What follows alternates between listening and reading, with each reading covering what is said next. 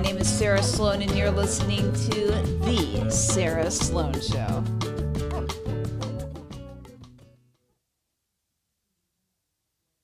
Has anybody seen that video of Vivek Ramaswamy doing burpees with his wife? Crazy, crazy. He's very fit. What if I did that like the entire time? I just had a video like of him just doing the burpees with his wife just the entire show. Oh, that'd be so funny. But I won't do that. But it would be funny. But I won't do that. Man. Oh my gosh. Okay, just now I thought of this cinnamon roll at the farmhouse near where I live. A restaurant, and it's so good, and I want it now. Thought entered my mind, and I want it now, but I can't get it now because the place isn't open right now. Isn't that crazy? Like, you can want something, and you can't get it in that moment. So then, the next time I could get it would probably be like, what, more than 24 hours from now? Probably like, honestly, 48 hours, and then I can't do anything about that. I want it right now, but I can't have it right now.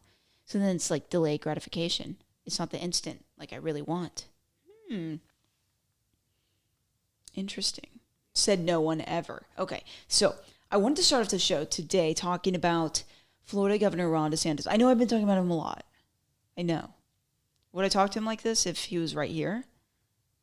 Actually, maybe. That would be very interesting. And I'm like, Ron, we got to talk about this. I mean, Governor, sorry. But what I wanted to talk about first was COVID.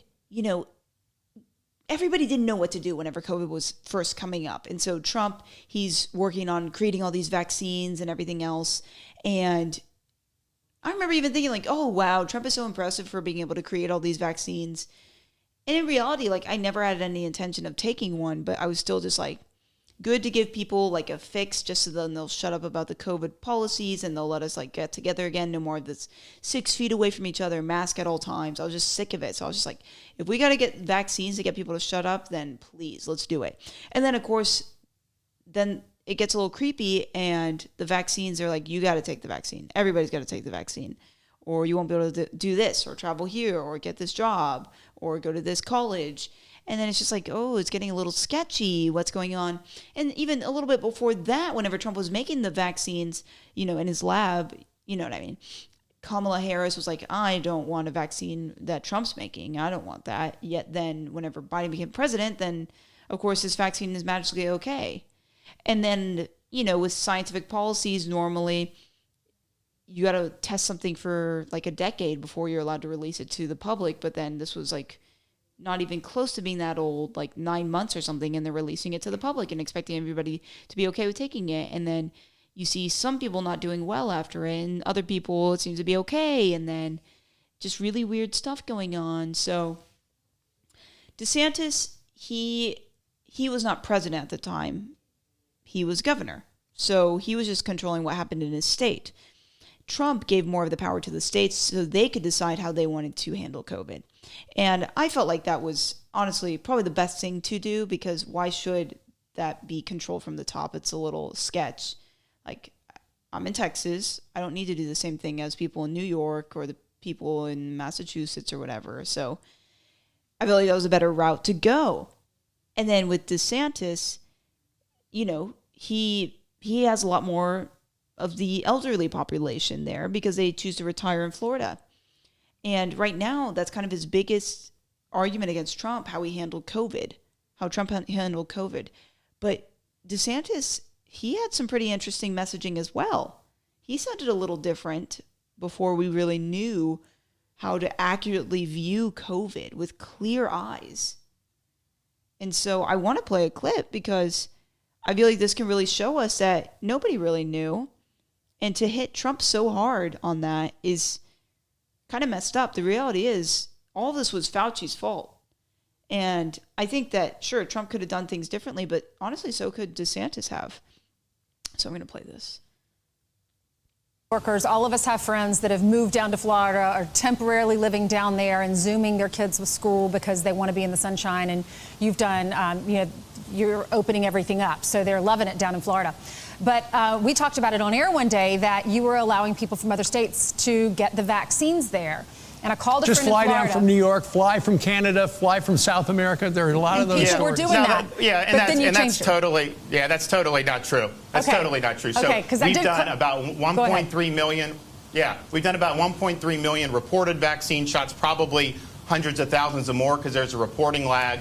97% have been full-time Florida residents. We do have people who are part-time residents. And so if you have a home, you pay taxes, you live here over the winter, that's different. A lot of them have doctors here. There's no vaccine tourism. Hospitals are not permitted to engage in vaccine tourism. If there's a 1 or 2 off where someone didn't follow the rules, then that's something we deal with. But this is, we're putting our seniors first, and we're putting our Florida seniors first. Governor, you mentioned the amount of people vaccinated in the state of Florida, and it is leading the nation. And in fact, the percentage of the vaccine administered to seniors in Florida, nearly 65%. Over 500,000 individuals in the state at least have received the vaccine. What are you doing differently that's allowing you to vaccinate so many more of the vulnerable population?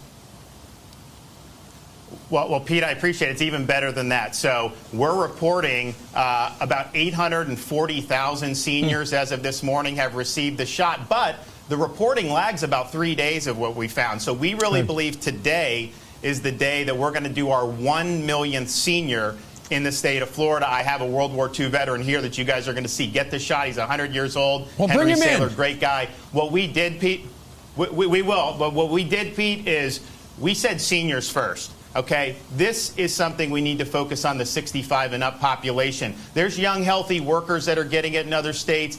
God bless them, but I want to protect our vulnerable. So that's what we're doing. We've got sites in all 67 counties. We're working with pharmacies. We're working with hospitals. And if you doubled my vaccine allotment next week, I would be able to do double the vaccines. Why aren't we getting the vaccines? Sorry, Steve, to interrupt you, but really quickly, why is it? Are they just not manufacturing them enough time?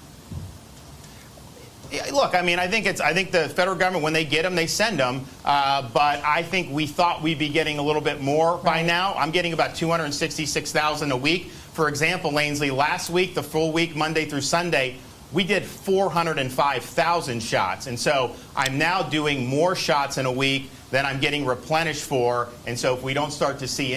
Okay, so yeah, sorry, I know that was a lot, but I just wanted to be able to fully show like the full context of what was being said. Like, does he sound anti-vax to you? Does DeSantis sound anti-vax to you? He sounds pretty pro-vax to me. And I was explaining some of my own personal beliefs, just a few minutes ago. Like, I understand that we didn't know everything at the time. So don't criticize Trump when you were doing the same exact thing. He was complaining about not getting enough vaccines. And as you're, well, no, I won't, whatever. He's giving it to this 100-year-old, or not him personally, but they are administering the shot to this 100-year-old named Henry Saylor. And like 4 months later, the guy died, and then they're like, how's it feel? How's the vaccine feel? I didn't feel a thing and all that. And then he dies a few months later. And, it's hard to know exactly what happened, what led to his death. If he hadn't gotten the vaccine, would he have lived longer? I have no idea. He was 100 and he had a long life. But gosh, it's just interesting, I guess, is the easiest way to say it. You didn't know either, DeSantis. So don't get mad at Trump. Nobody knew what was going on. And I think Trump handled it the best he could at the time. I wish he didn't trust his Fauci as much as he did. That is one thing I wish Trump did a little bit better. I understand the reasoning of the vaccines, even though I hate vaccines. And I do think Trump needs to stop talking about it so much today. I definitely think that. But gosh, I think we just saw DeSantis was pretty pro-vax. So a lot could be said. Okay, so Candace Owens, she works for the Daily Wire. She did this opinion piece about why everyone hates online dating. And yeah, online dating is fascinating. I know some people that they've had Like people actually, in my life right now that are going to be marrying people soon. And it was from online dating. So I know that sometimes it can work out and it can lead to really great things. But yeah, my overall view of online dating is a no, is a hard no. And, I have several reasons for that. I don't really want to put myself out there like an item you can buy in Walmart that you just looking through, perusing, like, cereal, for example. Go to Walmart, try to choose a cereal. You're gonna look at the price, the way the packaging is, how much is in there. You're just like really analyzing it. And if you don't want that box that you see, you can get another box. It kind of feels the same with online dating. Like, hey, I'm out here. If you like me, choose me, please. And then if you don't, please just choose the next person. It just feels really like debasing and gross and also, what are we doing? We're using appearance as the thing to loop somebody in. And I don't like that either, because you can think whatever you want about my looks and I can think whatever I want about your looks. But gosh, I feel like we're a little bit more than our appearance. Like I happen to kind of like my personality. I like making people laugh. I try to be a good listener when I can. Obviously my faith in Christ is huge. That's a huge part of me. And you can't really get that based off of a simple profile picture and like a paragraph about me. I want to really know you. I want to get deep with you. And then, how I really hope it works is that I have someone who's my friend, and then I realize that, like, hey, we could actually be something more, and then they initiate, because I don't want to be the leader as a female. I'm not interested in that. So that's what I really want, and I just don't feel like you can get that from online dating, personally. But I know some people are like writing in the comments, nah. Don't worry, I won't date you if you're writing mean stuff in the comments. Okay, so yeah, Candace does a great job. So let's see.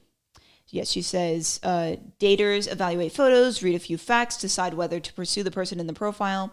Dating apps give so many options, and of course it can give analysis paralysis. If I get a tattoo, it's totally going to say that. I'll get it on this cheek and on this. And then, yeah, there is such a thing as having too many options. And then the next line is, but the people I've talked to about their experience on dating apps all seem to say the same thing. They hate the apps. They've told me the apps can be a good way to meet people, but in general, they are having a pretty miserable experience, yet they're still engaging in them. The reasons people don't like the apps are different depending on whether they're male or female, sorry. And so, yeah, she starts explaining how she didn't really have to get involved in all that kind of stuff. It didn't personally affect her. And then, but she's saying now it's just like this, it's more convenient to go to the online dating. And yeah, even if you're older, now it seems to also work as well. If you don't want to, go out into every social setting all the time and present yourself to these guys if you're a female, and then opposite if you're a male. And just say like, hey, do you want me? I'm dancing at this country dance bar. Do you want me? I got this drink in my hand, but you could buy my next one, baby boy. Yeehaw, lasso me in. I'm spurred on. So then she talks about men's perspective. So she said, I thought this was very, very funny. I asked a few men about the online dating world, and their number one complaint was that women lie about how they look. Apparently, women are heavily editing their pictures and posting them on these dating apps. Then when a man shows up to a date, maybe the woman looked like that 20 years ago or 20 pounds ago. But the woman in the photo looks nothing like the one sitting in front of him. This seems like a bizarre concept. What is the purpose? She thinks she was going to dupe him, or that once he sees her, he'll stay for her personality. The idea is the guy is going to see you. In fact, if I had an online dating profile, I would use a picture in which I looked slightly less attractive than I do in real life, because I would want the guy to be pleasantly surprised when he meets me. So why are women lying about how they look? Why are they pretending they have a different smile, body, skin tone? And so then with women, she gives the perspective. When I talk to women about using dating apps, their number one complaint was that men will reach out to them, say hello, and start a conversation. But when they respond, the guys go cold. With the guys, they are reaching out to women, making an effort, and then never responding to them. That's also strange. So then she asked a woman why they edit their photos. So she said that one woman said the cameras add extra pounds. That's not true. Another said that she likes to edit the lighting and background. And then the third said that she's just not photogenic. And, in that photo, being photogenic is like so nice if you have that. And then if you don't, like, gosh, it just... Yeah, I've seen some people where it's like they are not photogenic at all. And then you see them and you're like, wow, you were very attractive. You looked terrible in those photos. You would never tell them that, but it's just kind of true. So then this next paragraph was very good. But it is the next person who I believe gave the honest answer. She said she edits herself to impress and because of her own insecurities. I think this is the answer that really gets to the heart of the issue. It seems a lot of women are editing photos because they do not anticipate meeting in real life. Often, when people are feeling insecure or lonely, the apps give them something to do while also boosting these ladies' self-confidence, as men send messages commenting on their beauty or desire to date. If the date never materializes, at least they feel like they were picked first. At least they feel like men were looking at them. That's why. If they're honest, women are essentially lying and advertising something that isn't real. So then she gives the male's side. The way their mind processes these apps seem to be a numbers game. If a man reaches out to 40 girls, all with varying looks, he might receive a message from 4 A-plus girls. So he decides he'll focus his time on just those 4. If no A-plus girls return a message, he'll move down the line. The men are thinking that eventually they will catch a big enough fish. So that's what we are as women, fish. So, yeah, and then she really just talks about how people don't know how to speak to each other. They want to hide behind apps. They're afraid of face-to-face conversation.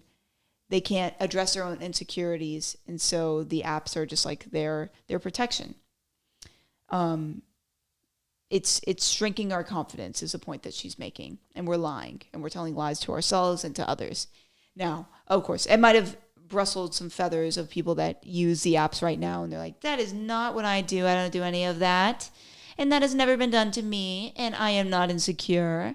I am purely doing it because of this and this and that. Okay, then good for you. I'm not trying to... Honestly, this was not a persuasion. I was just reading an opinion piece that I found to be really well articulated. And that was my agenda, essentially. But yeah, I will not use the apps. I'm not interested in that in the least personally. And I'm not afraid of face-to-face conversation. I'm not afraid of someone seeing me and meeting me for what I am. And I just don't feel like I need that aid. And also, like, I know that God has somebody out there for me. And when it happens is when it will happen.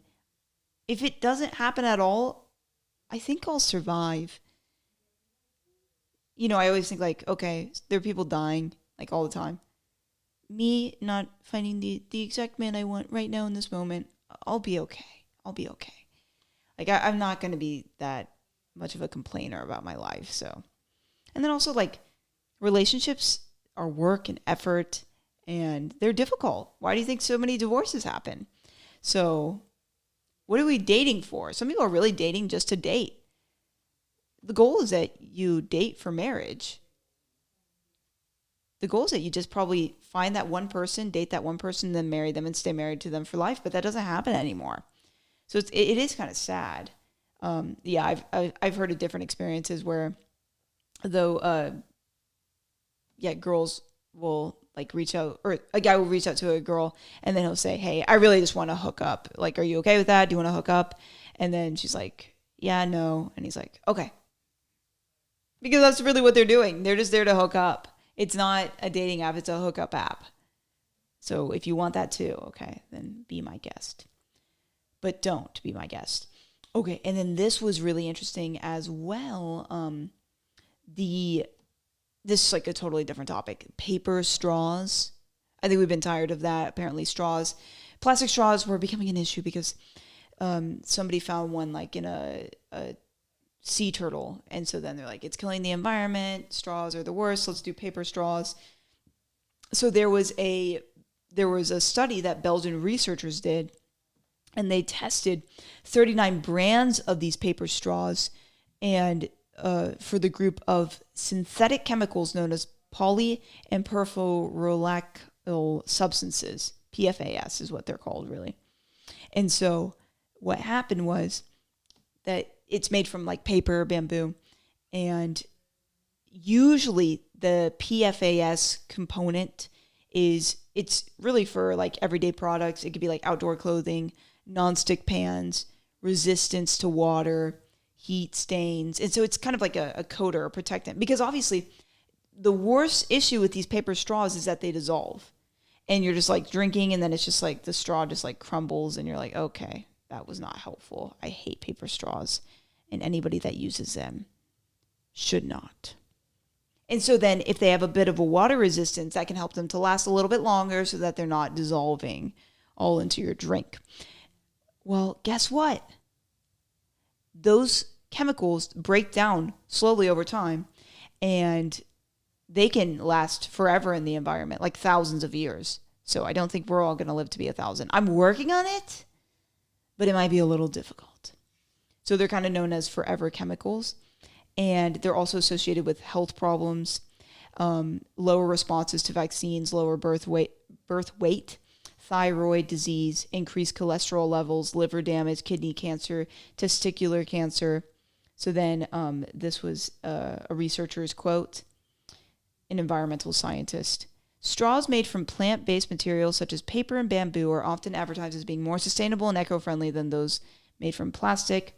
However, the presence of PFAS in these straws means that's not necessarily true. So, pretty funny. I could go a lot deeper, but that would require a scientific brain, and I don't have that. So why pretend? I am what I am. You didn't come here for the scientific content. You came here for me. Maybe, I hope. If not, I'm sorry, because all I can be is me. Okay, so the last thing I wanted to talk about was there is this fighter, this UFC champion, Sean O'Malley, and he's very successful. He's a really good fighter. If you're into the fighting world, you're going to know about him. I'm not really. I've listened to the Joe Rogan show, and so he always talks about Sean O'Malley. Sugar Sean, I think is I could be wrong about that. The point is, he's really good. And obviously, with that success, he has made a lot of money. He is extremely wealthy. So he was on this podcast, and he was talking. They started having this pretty serious discussion about like marriage and the importance of it and everything. And the guy, it's Bradley Martin. He's just like, I'm tired of just like always messing around. He's like, I'm getting close to 40. I want to settle down, and I want to just be loyal to one woman. And then Sean O'Malley, whatever, he's just like, hey, yeah, no, that makes sense. And they're kind of agreeing with him, but then they're just like, hey, but it is really fun to still sleep around. And he starts detailing his own life. So then O'Malley says, I'm a king. I pay for everything. And his wife is Dana. I treat Dana like a queen. If I get a little woman on the side, what does that have to do with anything? I have testosterone running through my veins. It's simple. And yeah, he's even, claimed that they've had dope threesomes together. So yeah, really virtuous guy. And he said that his, what was it? Yeah. So he attributes his success in the octagon to his ability to do whatever he pleases. So then he also says, if I wasn't paying for everything, if I wasn't, successful in any sort of way, and I was just like maybe an average Joe, I probably wouldn't. It wouldn't be fair, but I'm King Kong, baby. Then he says, Andrew Tate explains it well. It's status, I got status, so I can. So he said that his wife is never fine with it, and she goes through phases when it comes to accepting his relationship choices. And they also have a daughter together that was born in like 2020. And he says, I'm a crazy MFer. I put myself on a leash. I have to live a very disciplined lifestyle. I could for sure go out, do some bumps, and go off the rails easily if I didn't have discipline. Oh, dude, I would be crazy. I would be Conor McGregor for sure. I'd be hitting booger sugar on my yacht and blow all my money. But I live a very disciplined life. And if I want to get a little woman sometimes, then what the F word? It makes me a better man. And his baby is very cute, by the way. So, I had to say one thing. At least the guy's honest. Because a lot of men feel this way. And they don't want to say it. They pay for everything. Their wife, does a little bit less. Apparently his wife is good at cutting hair. So she still does like that for a couple days a week. I think just to do it, just to have something to do. But like she doesn't technically have to. They have plenty of money. And so he's saying, because I provide for everything, I give her a good life, I treat her like a queen, I can do what I want. And so then it really makes you think, what is being a wife? What is the point of being a wife? Is she just kind of a slave that's there to please him when he feels like it, but is not his true pleasure? Because I thought the whole point was that in marriage, you find this one person, and they're the one that you're able to give everything to, and to find all your satisfaction from. Obviously, with the roof of that being, the foundation and the roof, everything surrounding it being God. But you know what I mean, as far as like that human for you. And instead, no, she won't give me pleasure sometimes. I want external women. I want other women to mess around with. And I am justified in doing so because I pay for everything. But if I didn't pay for everything, then probably it's just not fair to do that. So how's that supposed to make his wife feel? Till death do you part, Okay, well, yeah, you're just sleeping around. You're just with other people. It's it's giving a window into how these type of men think. And it's important for him to verbalize this because a lot of men just say the right thing, but in their hearts, this is exactly how they feel. And then also, you have to decide as a woman in that relationship, are you okay with that? Are you going to put up with that? Because she's apparently okay with it. She's still with him. Why is she doing that? Why is she still with him? If she has enough self-respect, she would leave that relationship. And of course, I don't think he'd give a flip because apparently she doesn't satisfy him enough and he wants a variety of women because he's King Kong and he can do as he pleases. I'm really honestly more disappointed in the woman in this relationship than the man. Both are wrong, honestly. But why would you ever put up with that behavior? And of course, I've heard of amazing stories in marriages where someone slipped up and slept with somebody else and they were able to have forgiveness and restoration and it never happened again. Like, stories like that are really inspiring and cool, that there could be that type of forgiveness. Of course, there's some where it's just like, no, they never really could let it go. They could never forgive. And it had to lead to divorce. And that's obviously sadder. But no, this is just, no, I sleep around. She's okay with it. But she honestly hates me for it sometimes. It's phases. She'll get over it. But I just need to do what I need to do.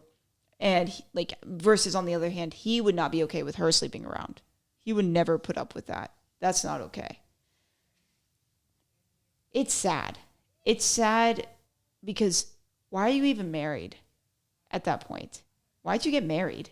You don't need to be married. You're not committed. Okay, you pay for everything. So what? Is she just like a dog that I sustain her. It's so debasing. It's dehumanizing. It's really gross. But like I said, at least he's honest. At least he's honest. But he has that discipline in his workout life, in his health, his nutrition and everything else. He's so disciplined because he is, if you look at a wrestler's body and the capabilities that they are amazing. They have an amazing physique and yeah, they, in a sense, they have a lot of humility because they know that anything could happen. They could, in the octagon, they could lose, they could break something, brain issues, anything could happen. So in that sense, they have that humility. But then I think he also has to show out in a big personality and be aggressive to then attract people to watching his fights. So I don't know. It made me a little sad to see that, but I can't do anything about it but pray. So yeah, I'll pray for this guy. And maybe something will change. You never know. God can do whatever he wants. So let's go to the verse. It's going to be Job 23, verse 13. Yeah, story of Job. If you don't know about it, it's pretty cool. And yeah, if you're not into reading the Bible, maybe even just start out with, there's this YouTube channel, and it like covers the Bible really quickly. And then that could kind of give you just a quick exposure. And then, as I believe that God will pique your curiosity and have you want to dive in deeper and deeper and deeper. And then pretty soon you'll be obsessed, but in a good way. Yeah. So yeah, Job is a good story. And yeah, he's frustrated because God permitted the devil to attack him and to see if he truly loves him. And Job is really being tested right now because he's lost a lot at this point. And so, yeah, verse 13, chapter 23. But he is unique, and who can make him change in whatever his soul desires that he does? For he performs what is appointed for me, and many such things are with him. Therefore I am terrified at his presence. When I consider this, I am afraid of him.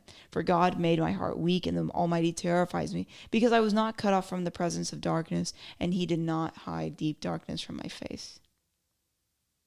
But he is unique, and who can make him change? Who can make God change? God will never change. Never. He will always be the same. That is awesome. Because, man, the worst is whenever you're like interacting with somebody and you really maybe enjoyed them or something. You see them like 5 years later and they changed. Maybe they were around some people that just suck, and then now they suck just like those people. And I'm just like, I don't know you anymore. I don't really want anything to do with you anymore. You're not the person that I originally liked. People can change. We've changed through the years. I've changed. I know I've changed. You know how I know I've changed? Because I will look back at things that I've done and cringe. And I was so proud of what I did back then. So yeah, we changed, but God never does. Whatever his soul desires that he does, for he performs what is appointed for me. Yeah. And yeah, we need to be terrified at God's presence. And because what you fear is what you respect, and we need to respect God. The Almighty terrifies me. I was not cut off from the presence of darkness, and he did not hide deep darkness from my face. Yeah, there is darkness out there. We're going to have to get over it. It is what it is. But we don't need to be afraid of that. That's the key to fear of God. When you fear God, you fear nothing else. When you don't fear God, you fear everything else. Mic drop. I would, but I'm not going to mess with this right now. It wouldn't be good for you. It wouldn't be good for me. I'm not going to mic drop, but yeah, read the Bible if you haven't. I think you'll enjoy it. And you can tell me how you liked it. Maybe you already read it. Maybe you're a Bible scholar. I am not one. I'm a slow learner, but I'm trying. And so yeah, I try to talk about the Bible and read it every day, and yeah, expose myself to the Word of God. Because yeah, even like just exposure. You know, we always say like, oh, that TV show was very negative. That probably really affected you. Well, negativity can affect you. Well, then why can't positivity affect you? Just reading the Bible, maybe just hearing some of it each night. Maybe you play a minute of the Bible, like a clip or something. How can that not positively affect you? I think the Bible has a lot of power, so it can positively affect. All right, you guys. We covered a lot of stuff today. I'm like a tent. I cover things. I take the beatings from the top to give you the best information I know how. Right? Maybe? Well, you guys are awesome. I don't know what you have planned, but just do it. Just do it, and don't stop. Don't let anybody stop you. Remember, you're unique. There's no one else like you. We need you on this planet. You make the world better. and smile because it makes you like feel a little bit of a positivity. Let me try it right now. Yeah, smiling is great for you. All right, you guys, enjoy yourselves. Thank you for listening.